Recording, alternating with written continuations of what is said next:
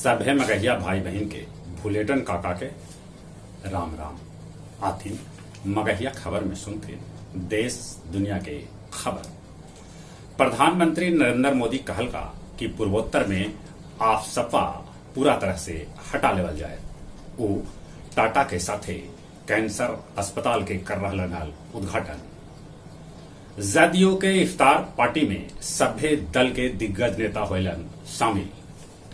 बिहार के 144 नगर निकाय में मतदाता सूची बनावे के काम आज से शुरू कर देवल गेल।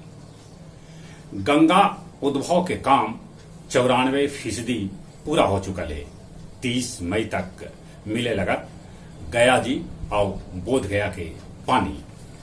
गया, मुजफ्फरपुर और भागलपुर में रिंग रोड बनावे के रास्ता साफ हो गए है। बिहार के 5 गो शहर पटना, गया, मुजफ्फरपुर, भागलपुर और पूर्णिया के खास जगह गरम टापू में हो रहा है तब्दील, जहां के तापमान 3 से 7 डिग्री बेसी रह रहा है। देश में कोरोना के चौथा लहर आवे की संभावना बड़ी कम है। बाकी देश में कोरोना संक्रमण तेजी से बढ़ रहा है। पिछल का 24 घंटा में अपन देश में 3,303 कोरोना संक्रमित भेटैलन। मधेपुरा के NH 106 पर बाइक और कार के टक्कर में टंकी फटे से बाइक पर सवार 3 आदमी जिंदा जल गए। बेगूसराय के राजीव अपन तलाकशुदा पत्नी और बेटी के गोली मार के पहले हत्या कर दिलक, फिर अपने गोली मार के आत्महत्या कर लेला।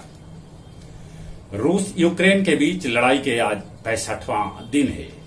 यूक्रेन पर रूस लगातार हमला कर रहा है। मरियुपोल के इस्पात संयंत्र में भीषण विस्फोट हो लगे। नाटो में शामिल हो सकता फिनलैंड और स्वीडन। श्रीलंका में राष्ट्रपति के इस्तीफा लेल देशव्यापी हड़ताल रखल गेल। पाकिस्तानी प्रधानमंत्री शहनवाज शरीफ 3 दिन के विदेशी यात्रा पर सऊदी अरब रवाना हो गए। 2 बछर बाद इस साल गया के गांधी मैदान में पढ़ल जाए ईद के नमाज। सिरघाटी के नई बाजार में पिछल का 24 घंटा बिजली गुल रहा। टेकारी में एगो कार से 182 बोतल दारू जब्त कैल गए। मोहड़ा में तालाब में डूबे से एगो युवक के मौत हो गई। और अब कुछ खेल के समाचार।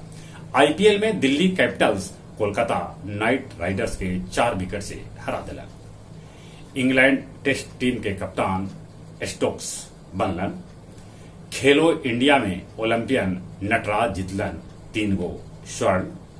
जम्मू कश्मीर के 22 वर्षीय गेंदबाज उमरान 155 किलोमीटर से बेसी रफ्तार से फेंकल चाहत हन क्रिकेट के गेंदा।